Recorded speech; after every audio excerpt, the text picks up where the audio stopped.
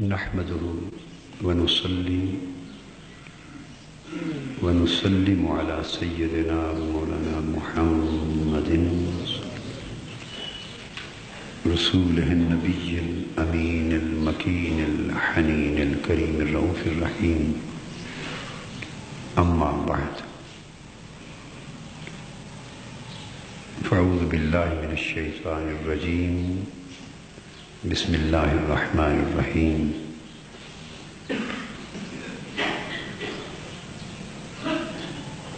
إنما المؤمنون الذين إذا ذكر الله وجلت قلوبهم. وقال الله تبارك وتعالى في مقام آخر: والذين آمنوا أشد حبا لله.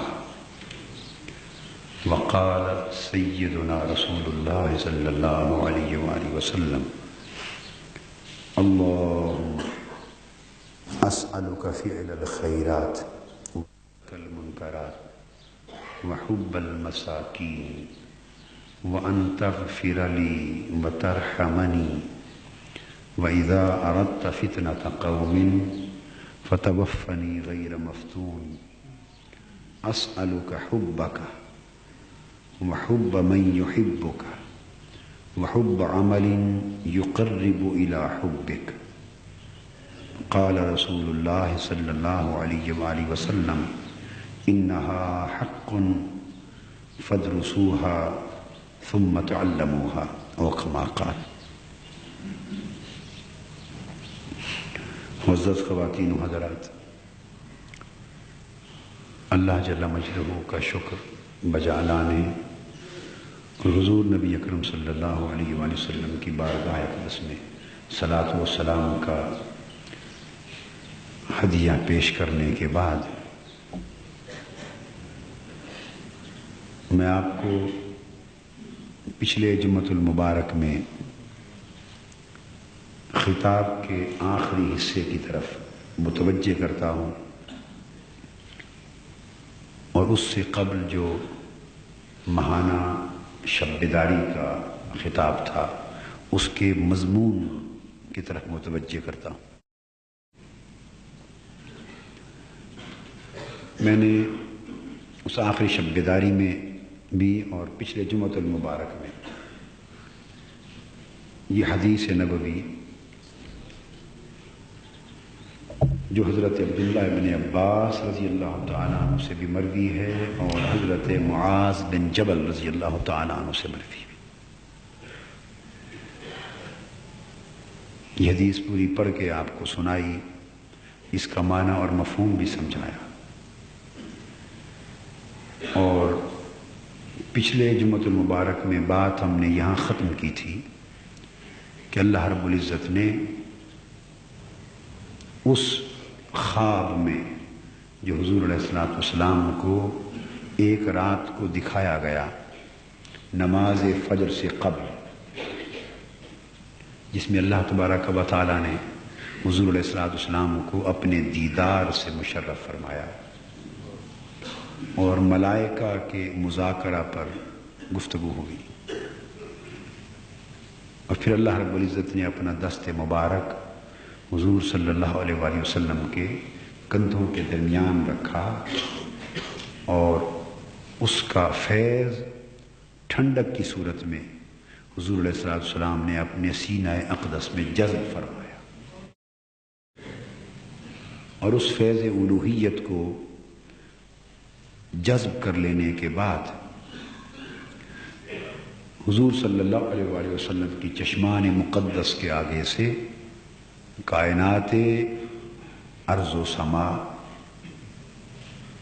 عرش سے فرش تک اور شرق سے غرب تک ساری زیریں اور بالا کائنات کے پردے اٹھا دیے گئے، اور اس کائنات میں جو کچھ تھا اور جو کچھ ہے وہ سب روشن ہو کے عیاں ہو کے حضور علیہ السلام کی آنکھوں کے سامنے آ گیا، جس کو آپ نے یوں فرمایا: فتجلی لی کل شیء وعرفت، ہر چیز میرے لیے روشن کر دی گئی اور میں نے ہر چیز کو دیکھا اور پہچان لیا۔ اور حضور علیہ السلام نے یوں بھی فرمایا فعلمت ما بین المشرق والمغرب فعلمت ما فی السماوات والارض، مشرق و مغرب کے مابین جو کچھ تھا میں وہ بھی جان گیا، اور آسمانوں اور زمینوں میں جو کچھ تھا میں نے وہ بھی دیکھا اور جان لیا۔ پھر اس کے بعد اللہ تبارک و تعالیٰ نے حضور علیہ السلام سے دوبارہ دریافت فرمایا، اے حبیب صلی اللہ علیہ وسلم، ملائکہ کس مسئلے پر گفتگو کر رہے ہیں اور مذاکرہ کر رہے ہیں اور ایک دوسرے پر باتوں میں مسابقت لے رہے ہیں؟ سو حضور صلی اللہ علیہ وآلہ وسلم نے ان موضوعات کا ذکر فرما دیا۔ اعادتاً صرف دہرانے کے لیے حدیث پاک میں سے وہ حصہ آپ کو ترجمے کی صورت میں صرف بتاتا ہوں تاکہ آج کے موضوع کی طرف ہم آ سکیں۔ تو آپ سے پوچھا گیا، یا اے میرے حبیب صلی اللہ علیہ وسلم، ملائکہ فیما یختصم المالا والاعلی، کس موضوع پر مالا یا اعلیٰ میں ملائکہ گفتگو کر رہے ہیں؟ آپ نے عرض کیا باری تعالیٰ وہ کفارات کے موضوع پر گفتگو کر رہے ہیں، یعنی ایسے اعمال کے موضوع پر گفتگو ہو رہی ہے جن اعمال کے ذریعے زندگی کے باقی گناہ صغائر اور کبائر مٹا دیے جاتے ہیں۔ اور پوچھا وہ کفارات کیا ہیں؟ آپ نے فرمایا مشی الاقدام الی الحسنات، نیک کاموں کی طرف سرعت کے ساتھ چل کر جانا، ذکر کے حلقے ہوں، اللہ کی یاد کے محبت کا تذکرہ ہو، اللہ کے رسول کی محبت اور ذکر ہو، اس کا بیان ہو، واعظ و نصیحت، قرآن مجید کا درس ہو، حدیث کا درس ہو، بزرگان دین، اولیاء، صلحاء، نیک پرہیزگار لوگوں کی زیارت کرنی ہو، ان کی مجلس میں جا بیٹھنا ہو، ان سے ہم صحبت اور ہم نشیں ہونا ہو۔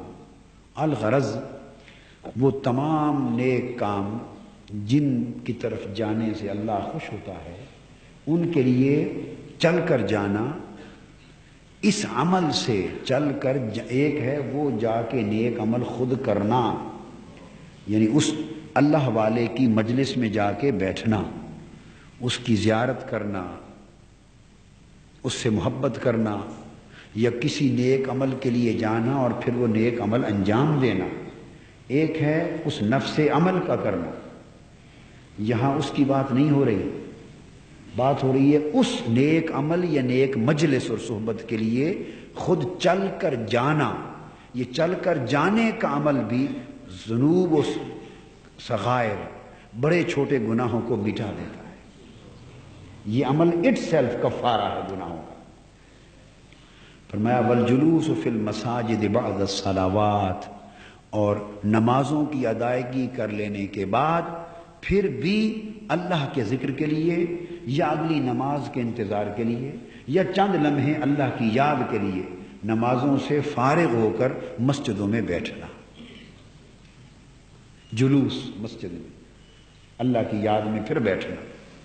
وَإِسْبَاغُ الْوُضُوءِ حِينَ الْكَرِيهَاتِ، اور جب سخت ٹھنڈی راتیں ہوں اور ٹھنڈا موسم ہو، اب جو آ رہا ہے آگے، جب ٹھنڈے پانی میں آدمی ہاتھ ڈالنے کو جی نہیں کرتا اور گرم پانی کا اہتمام کرتا ہے گھر میں، تو ایسی صورت ہو یا ویسے تھکن ہو یا جی جب نہ چاہ رہا ہو، اس وقت بھی وضو کر کے اپنے آپ کو پاک صاف کرنا اور طہارت حاصل کرنا ظاہری اور باطنی وضو کے ساتھ، اس سے بھی گناہ معاف ہو جاتے ہیں۔ پھر فرمایا اے حبیب صلی اللہ علیہ وسلم، اس کے علاوہ کس موضوع پر گفتگو کر رہے ہیں ملائکہ؟ عرض کیا یا رسول اللہ صلی اللہ علیہ وآلہ وسلم، دوسری روایت میں ہے کہ درجات میں گفتگو کر رہے ہیں، کہ وہ کون سے اعمال ہیں جن کے ذریعے انسان کے درجات بلند ہوتے ہیں، اللہ کی بارگاہ میں انسان کے درجے کن اعمال سے بلند ہوتے ہیں، وہ عمل کون سے ہیں؟ فرمایا اطعام الطعام، کھانا کھلانا، ولین الکلام، اور نرم اور میٹھی گفتگو کرنا، والصلاۃ باللیل والناس نیام، اور رات کو نمازیں پڑھنا، نوافل پڑھنا جب لوگ سوئے ہوئے۔ فرمایا یہ تین اعمال وہ ہیں جن سے اللہ کے حضور انسان کے درجات بلند ہوتے ہیں، درجات بلند ہوتے ہیں۔ اب اس کی تفصیل آپ شب بیداریوں کے خطابات کو سنیں. جو شب بیداریوں کا خطاب اس موضوع پر سلسلہ وار خطاب ہے، تشکیل کردار کے 15 ضابطے. تو 9 ضابطے بہت پہلے بیان ہو گئے تھے، بقیہ 6 ضابطے اس پچھلے ہفتے سے میں نے شروع کیے تاکہ مضمون مکمل ہو جائے. تو وہ تسلسل کے ساتھ اگر وہ 15 ضابطوں پر مشتمل پورے خطابات سنیں تو پچھلی شب بیداری کا بھی اور جمعہ، تو وہ پھر آپ کو پورے نظم کے ساتھ جملہ اعمال اور ان کے کفارات اور درجات کے فضائل اور ان کے روحانی اثرات کا اندازہ ہوگا. اس وقت میں صرف ایک تسلسل قائم کرنے کے لیے اختصاراً دوہرا رہا ہوں. پھر اللہ پاک نے فرمایا میرے حبیب صلی اللہ علیہ وسلم اب مجھ سے مانگ. کیا مانگنا ہے؟ آپ نے عرض کیا اللہم اسألک فعل الخیرات. یہ بھی گفتگو گزر چکی پچھلی شب بیداری میں. عرض کیا باری تعالیٰ میں تجھ سے فعل الخیرات یعنی نیک کاموں کی توفیق اور نیک کاموں کا کرنا یہ مانگتا ہوں کہ میں نیک کاموں کا کرنے والا بن جاؤں. یعنی ہر وقت مجھ سے خیر صادر ہو، اعمال صالحہ صادر ہوں اور نیکی اور تقوی اور خیر کا عمل میں انجام دوں. مجھے یہ توفیق عطا فرما. وہ ترک المنکرات، گناہوں، نافرمانیوں اور اللہ کی ناراضگی کے کاموں کو کلیتاً ترک کر دینا مجھے عطا فرما. وحب المساکین، اور فقراء غریبوں مسکین لوگوں کی محبت عطا فرما. آپ مجھے اس موضوع کے ختم ہونے کے بعد یاد دلائیں فعل الخیرات و ترک المنکرات، یعنی ایک نیک کام کرنا اور برے کام کو چھوڑنا. ان 2 چیزوں کا آپس میں ریلیونس کیا ہے؟ اور نیکی اور تقوی کو اور ایمان کو صرف نیکی کرنے سے حفاظت نہیں ملتی جب تک ساتھ اس کے برائی کو چھوڑا نہ جائے. اور صرف نیک صحبت صلحاء اور اولیاء اور صالحین کی صحبت صرف اپنا لینے سے ہی نیکی، تقوی اور روحانیت اور خیر میسر نہیں آتی اور برقرار نہیں رہتی تا وقت کے بد صحبت اور برائی کی صحبت کو چھوڑا نہ جائے. یہ میں نے ایک اشارہ آپ کو دیا ہے. جب یہ مضمون مکمل ہو جائے گا تو کسی روز یاد دلا دیں، میں انشاءاللہ اس موضوع کو الگ سے جمعہ پر لوں گا. یہ اہم موضوع ہے، اس پر بیان کریں گے. تو پھر عرض کیا باری تعالیٰ وَأَن تَغْفِرَ لِي، اس پر بھی بیان ہو چکا ہے. اب میں صرف ربط قائم کرنے کے لیے آپ کو دہرا رہا ہوں. جمعہ میں نہیں ہوا چونکہ شب بیداری میں ہوا تھا، اس لیے آپ کی خاطر دہرا رہا ہوں تاکہ آپ سن لیں. وَأَن تَغْفِرَ لِي، اور اے میرے اللہ میں تم سے یہ بھی مانگتا ہوں کہ تو مجھے معاف فرما دے، مغفرت فرما دے. اس پر گفتگو پچھلی جمعرات کے خطاب میں ہوئی. وَتَرْحَمَنِي، اور تو مجھ پر رحم فرما دے. وَإِذَا أَرَدْتَ فِتْنَةَ قَوْمٍ فَتَوَفَّنِي غَيْرَ مَفْتُونٍ، اور یہ کہ جب تو کسی قوم کو فتنے میں مبتلا کرنے کا ارادہ کر لے اور جب کسی قوم پر دور فتن آ جائے، جب قوم پر دور فتن آ جائے یا تیرا فیصلہ ہو جائے، ارادہ ہو جائے کہ اب اس قوم کو فتنوں میں مبتلا کروں، تو مولا تعالیٰ اس حال میں یہ بھی دعا کرتا ہوں کہ پر فتنوں کے وقت میں مجھے فتنوں سے محفوظ رہتے ہوئے اوپر اٹھا لینا. فتنوں سے محفوظ رکھتے ہوئے اوپر اٹھا لینا. اس موضوع پر باقاعدہ گفتگو کریں گے انشاءاللہ تعالی، اور یہ اللہ کو منظور ہوا تو جنوری میں اس موضوع پر شروع کروں گا خطاب. جنوری میں، اس سے پہلے دسمبر میں پہلے موضوعات کو ہم انشاءاللہ مکمل کر لیں گے. جنوری میں اذا اردت فتنۃ قوم فتوفنی غیر مفتون، اس پر خطاب ہوگا، اور یہ پورا سال اس موضوع پر خطابات جاری رہیں گے بشرط زندگی اور بشرط توفیق الہی. تو یہ جو حضور علیہ السلام نے دعا مانگی، اب اس سے آج کے موضوع کا ربط بنانا چاہتا ہوں. عرض کیا باری تعالیٰ جب قوم فتنوں میں مبتلا ہو جائے اور تو کسی قوم کے لیے فتنوں کا ارادہ کر لے، فتوفنی غیر مفتون، تو اس وقت مجھے اٹھا لے دنیا سے، اس زندگی کو پورا کر دے اور اپنے پاس بلا لے، اس حال میں کہ میں فتنوں سے محفوظ رہ جاؤں۔ یعنی فتنوں کے زمانے میں باری تعالیٰ فتنوں سے میری حفاظت فرما، یہ مغز ہے اس دعا کا۔ اب اس پر میں نے جیسا کہ عرض کیا، ہم باقاعدہ گفتگو تو آگے چل کے کریں گے، اور حضور علیہ الصلوۃ والسلام نے دور فتنوں کے زمانے میں ایمان کیسے بچ سکتا ہے، اس پر حضور علیہ الصلوۃ والسلام نے خود اس کا علاج عطا فرمایا، اور خود ایمان کی حفاظت اور اس کی بقا اور اس کی سلامتی کا طریقہ ارشاد فرمایا۔ اس حدیث پاک میں بھی اس کا ایک اصول وضع فرما دیا گیا ہے کہ لوگوں، فتنوں کے دور میں حضور علیہ الصلوۃ والسلام کی یہ دعا اس امر کی طرف اشارہ کر رہی ہے کہ دور فتن میں جب قوم پر، کسی قوم پر، زمانے پر فتنے آ جائیں اور لوگ فتنوں میں مبتلا ہو جائیں، ظاہری اور باطنی فتنوں میں، تو غیر مفتون تم چاہو کہ تم اور تمہارا ایمان ان فتنوں سے محفوظ رہ جائے، اور ان فتنوں کے جو مضر اثرات ہیں ایمان پر، زندگی پر، اس سے تم بچ جاؤ، تو اس کے لیے کم سے کم کیا سبیل ہونی چاہیے؟ یہ ایک ربط ہے جو میں نے حدیث پاک کے دو کلمات اور دو جملوں کے مابین ربط قائم کر رہا ہوں، کیونکہ اس کے معنی بعد آپ نے عرض کیا اللہم اسألک حبک وحب من یحبک وحب عمل یقرب الی حبک۔ فتنوں سے بچنے کی دعا کی اور اس کے بعد 3 محبتیں مانگی۔ کتنی مانگی؟ 3 محبتیں مانگی۔ پہلی محبت مانگی، اے اللہ میں تجھ سے تیری محبت مانگتا ہوں، تجھ سے تیری محبت مانگتا ہوں، مجھے اپنی محبت عطا فرما دے۔ دوسری دعا کی وحب من یحبک، اور مولا وہ لوگ جو تجھ سے محبت کرتے ہیں ان کی بھی محبت مانگتا ہوں،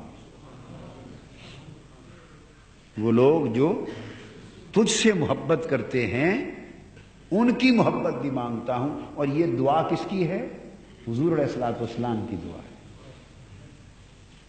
وحب عمل یقرب الی حبک، اور تیسری اس عمل کی، ہر اس عمل کی بھی محبت عطا کر جو عمل مجھے تیری محبت کے قریب کر دے۔ اب سمجھیں ذرا کہ کتنا راز ہے ان 3 محبتوں میں۔ سب سے پہلے تو عرض کیا مولا میں تجھ سے تیری محبت مانگتا ہوں۔ دوسرا عرض کیا باری تعالیٰ من یحبک، وہ لوگ، وہ تیرے بندے جو تجھ سے محبت کرتے ہیں، جو تیرے محب ہیں، مجھے ان کی محبت بھی عطا فرما۔ اب آپ ایک بات توجہ سے سمجھیں کہ جتنے لوگ بھی اللہ سے محبت کرتے ہیں، ساری کائنات میں ابتدا سے کائنات کی انتہا تک اللہ سے محبت کرنے والے جتنے لوگ ہو گزرے، جتنے آج ہیں، جو قیامت تک ہوں گے، اللہ سے محبت کرنے والے جو اللہ کے بندے جتنے بھی ہو گزرے، کیا ان میں سے کوئی حضور علیہ الصلوۃ والسلام کے برابر درجے کا بھی ہوگا؟ ناممکن ہے، نہ کوئی تھا، نہ ہے، نہ ہو سکتا ہے۔ تو سوال یہ معلوم یہ ہوا، دعا حضور علیہ السلام مانگ رہے ہیں، اور جب تک تو یہ دعا تھی کہ مولا میں تیری محبت مانگتا ہوں، مجھے اپنی محبت عطا فرما۔ ایک عام ذہن کو بھی یہ بات سمجھ میں آتی ہے کہ اللہ کی محبت ہم اپنے حال کے مطابق طلب کریں گے، حضور علیہ الصلوۃ والسلام اپنے حال کے مطابق طلب فرمائیں گے۔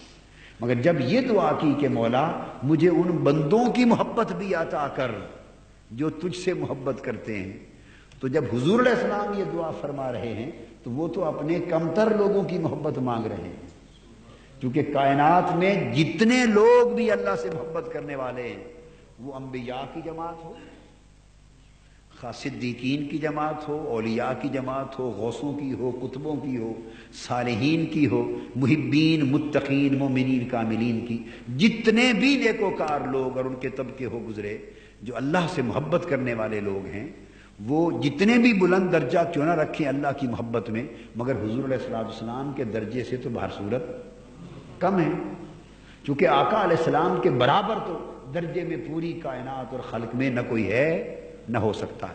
سو جب آپ نے بندوں کی محبت مانگی کہ مولا جو تیری محبت رکھنے والے بندے ہیں مجھے ان کی محبت عطا کر، تو اپنے سے کم درجے والے لوگوں کی محبت مانگی، کیونکہ ان سے اونچے درجے والا تو ہے ہی کوئی نہیں، وہ تو صرف ایک اللہ ہے، اور اس کی محبت مانگ چکے۔ تو گویا ان سے جو محبت جو اللہ کی بارگاہ سے انہوں نے ان کی محبت کا سوال کیا، وہ خود تو محبت فرمائی، تو آپ نے جب کم تر لوگوں سے محبت کی تو حضور محب ہو گئے، اور جن سے محبت آپ نے کی اور جن کی محبت مانگی وہ حضور کے محبوب ہو گئے صلی اللہ علیہ وسلم، وہ حضور علیہ الصلوۃ والسلام کے محبوب ہو گئے۔ اگر آپ کے ذہن میں یہ خیال آئے کہ حضور علیہ السلام کے بھی محبوب ہو سکتے ہیں، یہ کیسے ممکن ہے؟ یہ اسی طرح ممکن ہے جیسے اللہ کے بندے ہو کر اللہ کے بھی محبوب ہیں۔ اللہ رب ہے، خالق ہے، مالک ہے، اور خود اپنے بندوں سے پیار اور محبت بھی کرتا ہے، تو رب بھی ہے اور محب بھی ہے۔ تو جن بندوں کا اللہ محب ہے وہ بندے اللہ کے محبوب ہوئے۔ یحببکم اللہ، اللہ تم سے محبت کر لے گا۔ یحبونہ یحبہم ویحبونہ، اللہ ان سے محبت، یہ بات آگے آئے گی انشاءاللہ، اللہ ان سے محبت کرتا ہے اور وہ اللہ سے محبت کرتے ہیں۔ تو پھر جب حضور علیہ السلام نے امت میں اور مومنوں میں کسی کو اور بعضوں کو اور جن کو بھی اپنی محبت کا شرف عطا فرما دیا اور محبوب بنا لیا، تو وہ کس لیے کی؟ تو ایک ہے جب نچلا اوپر والے سے محبت کرتا ہے، نچلا اوپر والے سے محبت کرتا ہے تو وہ محبت اس کے درجے بلند کرتی ہے، اور جب اوپر والا نچلے سے محبت کرتا ہے اس محبت سے بھی اسی نچلے کے درجے بلند ہوتے ہیں۔ جب حضور علیہ السلام نے بعضوں کو چاہا اور محبت فرمائی تو ایک تو امت کو یہ محبت کرنے کی سنت عطا کر دی کہ اے میری امت دیکھو وہ بندے جو اللہ سے محبت کرتے ہیں، جب میں نبی اور رسول اور ان سے بلند تر ہو کر میں ان سے محبت کرتا ہوں اور ان کی محبت اللہ سے مانگ رہا ہوں، تو تم اللہ کے بندوں سے اور اولیاء اور صلحاء سے محبت کرنے سے کیوں کتراتے ہو؟ تو یہ اس خیال کا توڑ کر دیا اور اس غلط فہمی کا ازالہ کر دیا کہ بندہ یہ سمجھے کہ محبت صرف اللہ کی ہونی چاہیے اور اللہ کے سوا کسی اور کی محبت نہیں ہے۔ تو حضور علیہ الصلوۃ والسلام خود 3 محبتیں مانگ رہے ہیں، بولیے کتنی؟ 3۔ ایک اللہ کی محبت مانگی، ایک اس کے اولیاء کی، دوستوں کی، صلحاء کی، ان بندوں کی جو اللہ سے محبت کرتے ہیں ان کی محبت مانگی، اور ایک ان اعمال کی محبت مانگی جو اللہ کی محبت کے قریب کر دے۔ گویا اللہ کے بندوں کی محبت اللہ کی محبت کا غیر نہیں ہے۔ نقطہ جو ایمانی اخذ ہوا اور اعتقادی وہ یہ کہ اللہ کے بندوں کی محبت اللہ کی محبت کا غیر نہیں ہے۔ اگر اللہ کے بندوں کی، اللہ والوں کی محبت اگر محبت الہی کا غیر ہوتی تو غیر کی محبت کبھی نہ حضور مانگتے نہ کبھی اللہ انہیں مانگنے کی تلقین فرماتے۔ غیر کی محبت سے تو ہٹانا ہے، غیر کی محبت سے تو ہٹانا۔ حضور علیہ السلام تو آئے اس لیے ہیں کہ لوگوں کو غیر کی محبت سے ہٹایا جائے اور اللہ کی محبت کی طرف لگایا جائے، اور غیر سے ہٹانے والا رسول جب خود غیروں کی محبت مانگ رہا ہو تو غیروں سے ہٹانا کیسا ہوا؟ ایک بات کا تعین کرنا ہوگا کہ آیا اللہ والے غیر ہیں یا نہیں؟ اللہ سے محبت کرنے والے اور اللہ کی محبت رکھنے والے اللہ والے بندے کیا اللہ کے غیر ہیں یا نہیں؟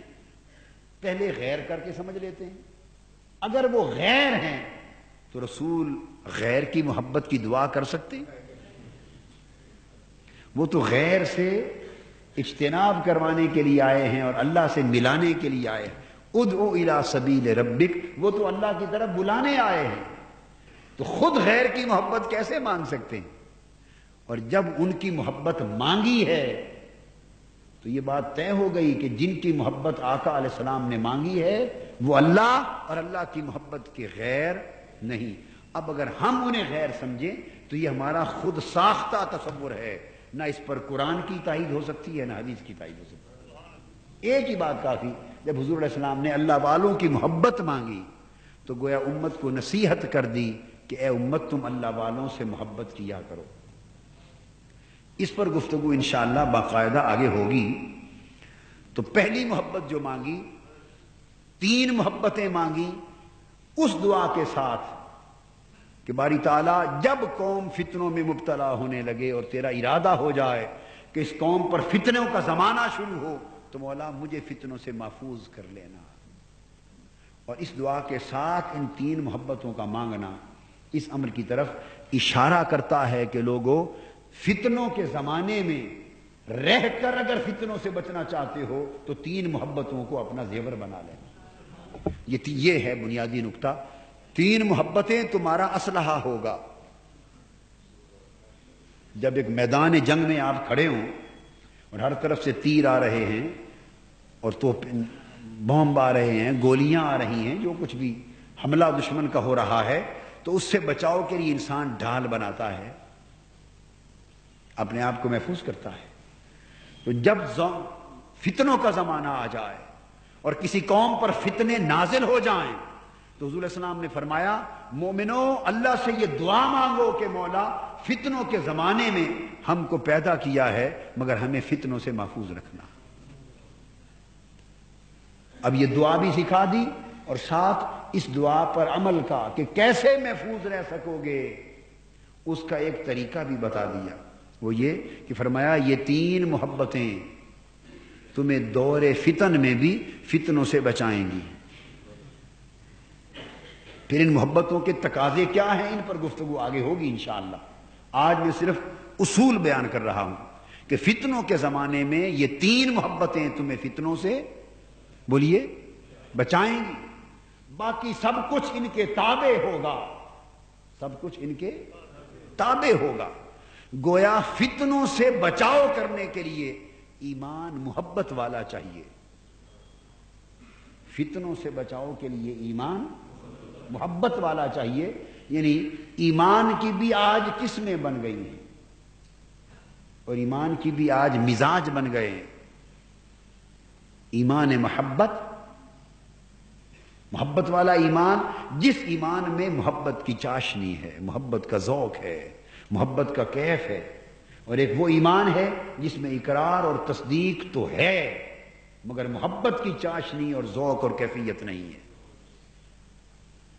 جس نے کلمہ پڑھ لیا لا الہ الا اللہ محمد رسول اللہ، زبان سے اقرار کر لیا، دل سے تصدیق کر لی اور پھر فرائض اور شریعت کے احکام بجا لایا، مسلمان تو ہو گیا، وہ صاحب ایمان تو ہو گیا۔ تو قرآن مجید یہاں فتنوں سے بچاؤ کے لیے محض ایسے ایمان کا ذکر نہیں کر رہا، حدیث پاک ایمان کا مطلق ذکر نہیں کر رہی کہ کیونکہ کلمے والے تو وہ پہلے ہیں، ایماندار تو ہیں، انہی پر تو فتنے آئے ہیں، انہی پر تو فتنوں کا زمانہ آیا ہے۔ ایمان تو موجود ہے، اعمال موجود ہیں، نمازیں پڑھ رہے ہیں، مسجدیں ہیں، سارا کچھ ہے، مگر دور فتن میں یہ مسلمان پریشان ہیں کہ مولا ہمارا ایمان کیسے بچے اور فتنوں سے ہماری حفاظت اور بچاؤ کیسے ہو۔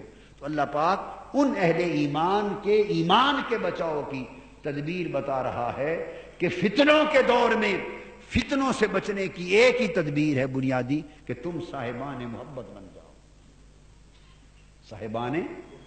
اب وہ محبت کیا کیا تقاضے رکھتی ہے، ان کا اظہار کیسے ہوگا، یہ اس پر ہم انشاءاللہ گفتگو کریں گے، مگر اس وقت یہ بات سمجھ لیں کہ 3 محبتیں جس شخص نے اپنا لیں اور 3 محبتوں کو جس شخص نے دل میں جگہ دے دی اس شخص نے گویا فتنوں کے زمانے میں اپنے لیے ڈھال پیدا کر لی۔ اللہ کی محبت، اللہ کی محبت، اللہ والوں کی محبت اور اعمال صالحہ کی محبت جو اللہ کی محبت کے قریب کر دے۔ یہ 3 نصیحتیں ہیں، ذہن میں رکھ لیں۔ دل کو ان 3 محبتوں سے مزین کرنا چاہیے۔ زندگی کو ان تین محبتوں کا زیور پہنانا چاہیے. یہ زیور ہے ایمان کا، ایمان کا زیور ہے. ایمان کو، زندگی کو ان تین محبتوں کا زیور پہنانا چاہیے اور اپنے ایمان کو ان تین محبتوں کی ڈھال مہیا کرنی چاہیے، جن میں پہلی محبت اللہ کی محبت. اب اللہ کی محبت کے دو معنی ہیں. اللہ کی محبت کے، اب ہم اس پہلے نقطے کی طرف آ گئے، پھر آگے ترتیب سے چلیں گے. آج اس پہلے نقطے کی پر مختصر بات کروں گا. اللہ کی محبت کے دو معنی. ایک ہے وہ اللہ کی محبت جو بندہ اللہ سے کرتا ہے. اللہ کی محبت کے دو رخ ہیں. کتنے؟ دو رخ ہیں. ایک اس کو بھی اللہ کی محبت کہتے ہیں، حب اللہ کہتے ہیں. کون سی؟ جو بندہ اللہ سے کرتا ہے. اور اسے بھی حب اللہ کہتے ہیں جو اللہ بندے سے کرتا ہے. جو اللہ بندے سے کرتا ہے. فرمایا اتنی بات فرمایا، انی اسألک حبک مولا، میں تیری محبت مانگوں.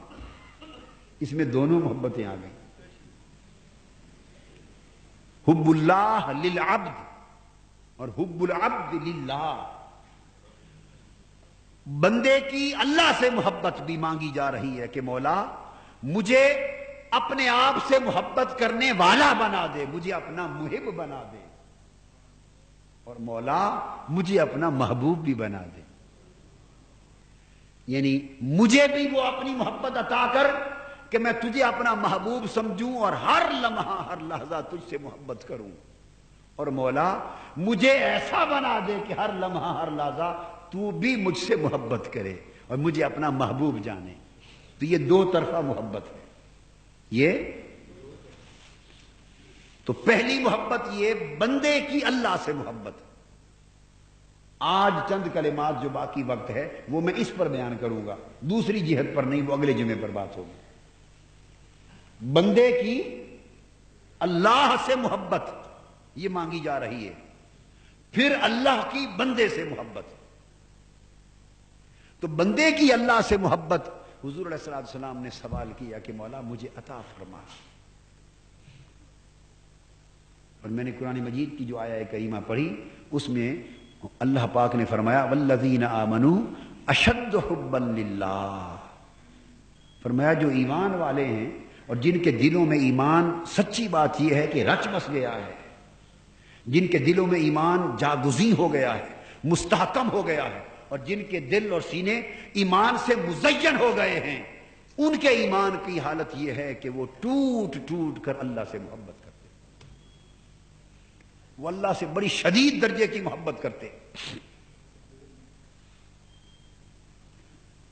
اور حضور نبی اکرم وہ جو اللہ سے محبت کی کیفیتیں، اس پر قرآن مجید نے بیان کیا، مگر لطیف کیفیتوں سے بات شروع کرتے ہیں، پھر شدید کیفیت کی طرف جائیں گے. حضور علیہ السلام نے فرمایا، حدیث ہے بخاری شریف اور مسلم شریف کی متفق علیہ، حضرت انس رضی اللہ تعالیٰ عنہ روایت کرتے ہیں، حضور علیہ السلام نے فرمایا قال ثلاث من کن فیہ وجد بہن حلاوت الایمان.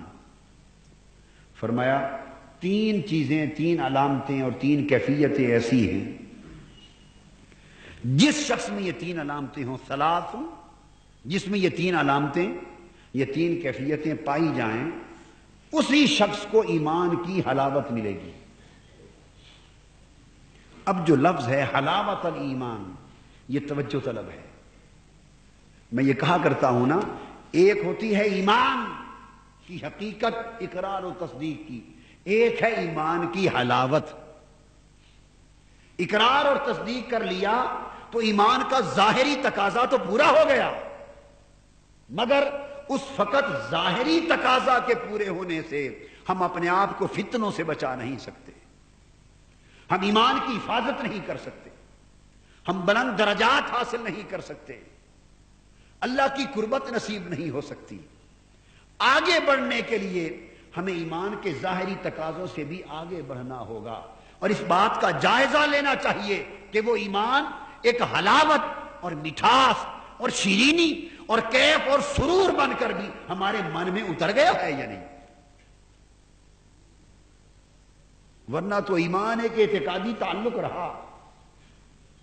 قرآن مجید حدیث پاک میں فرمایا واجد بہن حلاوت الایمان، لوگو ایمان لانے کے بعد ایمان کی حلاوت ڈھونڈا کرو، ایمان کی حلاوت کی تلاش میں رہا کرو، ایمان کو ایک پر کیف پر سرور کیفیت بنا کر اپنے دل میں متمکن کیا کرو، دل میں جھانکا کرو کہ ایمان کی حلاوت ہے. جسے علامہ اقبال کہتے ہیں نا، وہ امام اور نماز کا ذکر کرتے ہوئے کہ تیری نماز بے سرور، تیرا امام بے حضور. تیری نماز بے سرور، تیرا امام بے حضور، ایسی نماز سے گزر، ایسے امام سے گزر.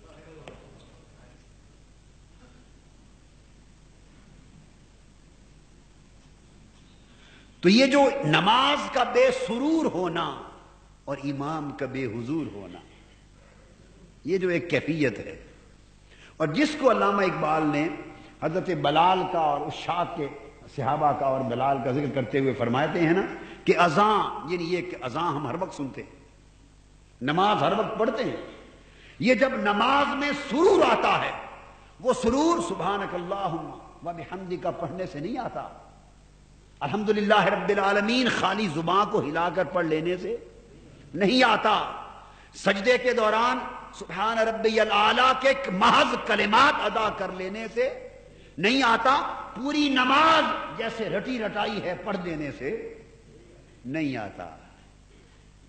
یہ نماز کی حلاوت، نماز کا سرور اس پڑھنے کے عمل سے نہیں آتا. وہ کیسے آتا ہے؟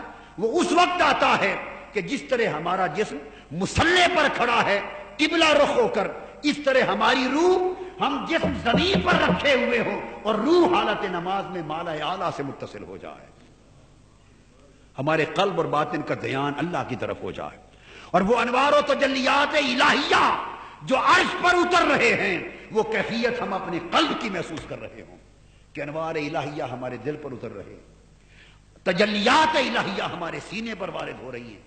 اور جب نماز میں ہم پڑھ رہے ہوں تو ایسے لگے جیسے انوار الہیہ اور تجلیات الہیہ میں ہم غرق اور مستغرق ہیں، اور وہ غرق ہونے کی کیفیت ہمیں تصور میں یہاں تک پہنچا دے جیسے پردہ اٹھ گیا ہے اور ہم اس کے جمال کا مشاہدہ کر رہے ہیں. جب قلب، جب ہمارا دل، ہماری روح، ہمارا من حالت نماز میں اس دنیا سے کٹ جاتا ہے، منقطع ہو جاتا ہے اور مالا اعلیٰ سے متعلق ہو جاتا ہے، تو وہ تعلق جو مالا اعلیٰ سے قائم ہوتا ہے وہ نماز کو باسرور کرتا ہے،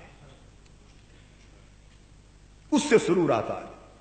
اور پھر اس سرور سے کیفیت ہوتی، حضور علیہ السلام نے فرمایا ان تعبد اللہ کأنک تراہ، کہ تو اس طرح عبادت کرے اللہ کی گویا تو اس کو دیکھ رہا ہے. فإن لم تکن تراہ فإنہ یراک، اگر تو اس کو نہ دیکھ سکے تو کم سے کم یہ کیفیت تو نصیب ہو کہ وہ تمہیں دیکھ رہا ہے. تو یہ جو کیفیت ہے اس کو حلاوت کہتے ہیں. تو گویا ایمان کی حلاوت کی تلاش کرنی چاہیے.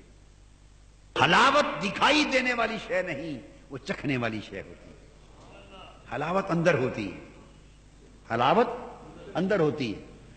تو ہم لوگ ایمان کے ظاہر پر جب توجہ کرتے ہیں تو دیکھتے ہیں اتنی نمازیں پڑھنے والا، اتنی تبلیغ کرنے والا، اتنے روزے رکھنے والا، اتنے مدرسے بنانے والا، اتنی تسبیح پڑھنے والا، یہ لمبے چوڑے جبے شبے کبے ٹوپیاں سارا کچھ پہن کر جو ہم بذاقتہ بناتے ہیں اور لوگوں کو دھوکہ دیتے ہیں.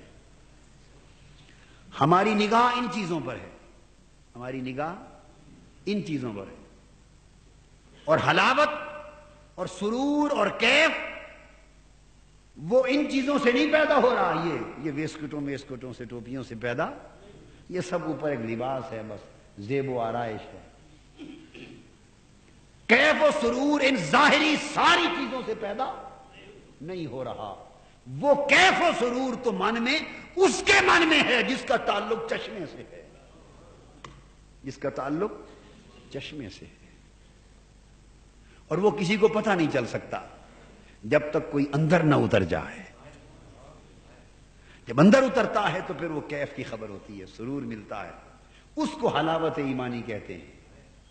تو فرمایا سلاس من کن فی وجد بہن حلاوت الایمان. دیکھیے کیا کیا چیز آقا علیہ السلام نے کوئی چھوڑی ہے ہمارے لیے. ہر چیز کو بے نقاب کر کے دکھا دیا ہے. لوگوں تم ظاہری اعمال پر اور اقرار و تصدیق پر مارے پھرتے ہو. وہ تمہیں صرف کفر سے تو بچا لے گا, جہنم سے تو بچا لے گا, مگر آگے بھی تو چلنا ہے, کچھ ترقی بھی تو کرنی ہے.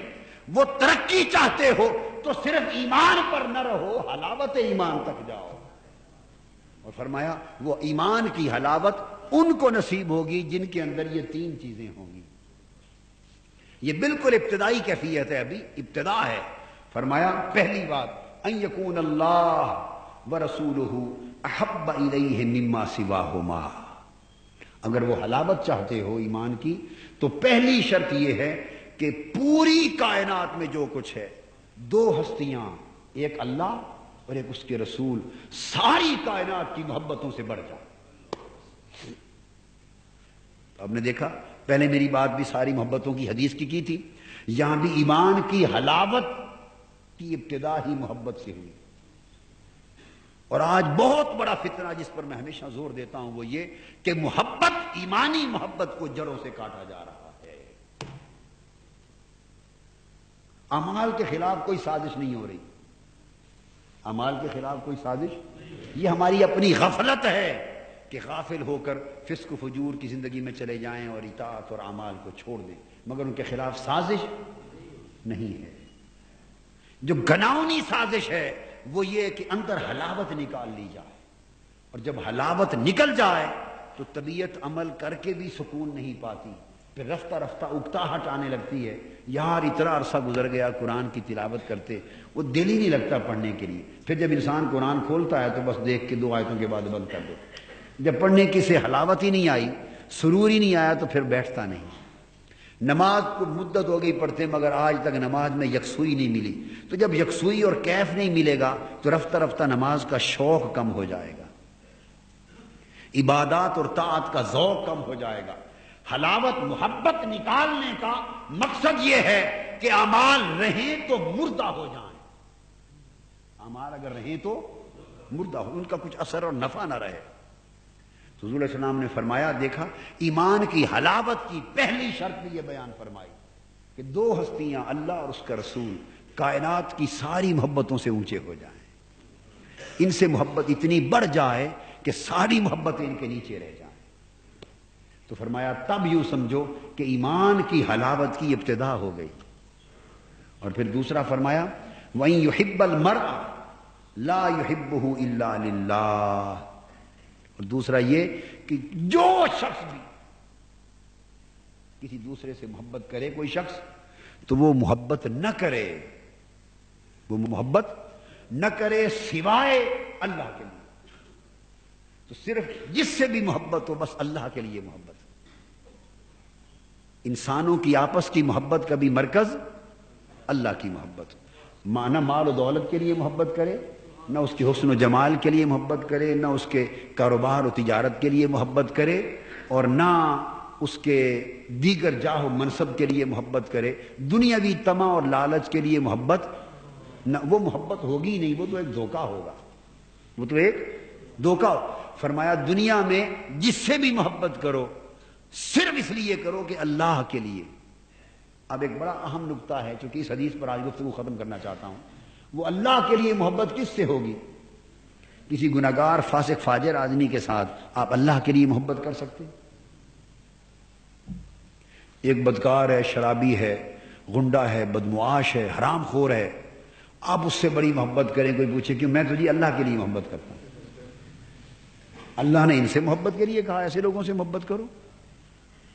اب بات سمجھ رہے ہیں؟ تو اللہ کے لیے محبت جب کسی سے ہوگی تو وہ سوال ہے کہ کس سے ہوگی. وہ حدیث بیان کر چکی ہے وَحُبَّ مَن يُحِبُّكَ. اللہ کے لیے محبت کا ایک پیمانہ ہے جس کی دعا حضور علیہ السلام نے فرمائی, مولا مجھے ان لوگوں کی محبت عطا فرما جو تجھ سے محبت کرے. تو اللہ کے لیے محبت کرنے کا مطلب اللہ والوں سے محبت کرنا ہے. کیا؟ تو حلاوت ایمان کا آپ توجہ دیکھیے, یعنی محبتوں کا معیار آ رہا ہے. حلاوت ایمان کی پہلی شرط اللہ سے محبت کرنا بتا دی، دوسری شرط رسول سے محبت بتا دی، تیسری شرط اللہ والوں سے، اللہ کے دوستوں، ولیوں، نیکوں اور صالحوں سے محبت بتا دی۔ تین محبتوں میں سارا ایمان ہے، اللہ سے محبت ہو، اس کے رسول سے محبت ہو، اور اولیاء سے محبت ہو، صلحاء سے، اللہ والوں سے محبت ہو۔ تو فرمایا اللہ والوں سے محبت اگر سچے معنی میں ہو تو وہ بھی حلاوت ایمانی کا باعث بنتی، اس سے ایمان کے اندر مٹھاس آ جاتی ہے۔ وَإِن يَكْرَهَ أَن يَعُودَ فِي الْكُفْرِ بَعْدَ أَنْ أَنْقَذَهُ اللَّهُ مِنْهُ كَمَا يَكْرَهُ أَن يُقْذَفَ فِي النَّارِ۔ اور فرمایا تیسرا، وہ ایمان والا ہو گیا ہے اور کفر کے اعمال کی طرف یا کفر کی طرف پلٹنے سے نفرت کرے، اور کفر کے کاموں سے یعنی اللہ کی نافرمانی کے کاموں سے، اور وہ اعمال جو انسان کو کفر کی حالت کی طرف لے جائیں، ان سے اس طرح بھاگے، ان سے اس طرح نفرت کرے اور انہیں اتنا ناپسند کرے جتنا آگ میں اس کا گرایا جانا اس کو ناپسند ہو، یعنی گناہوں سے، فسق و فجور اور کفر سے اتنا گریزاں اور متنفر ہو کہ اگر کوئی کہے تمہیں آگ میں گراتے ہیں تو کوئی شخص پسند کرے گا آگ میں گرنا؟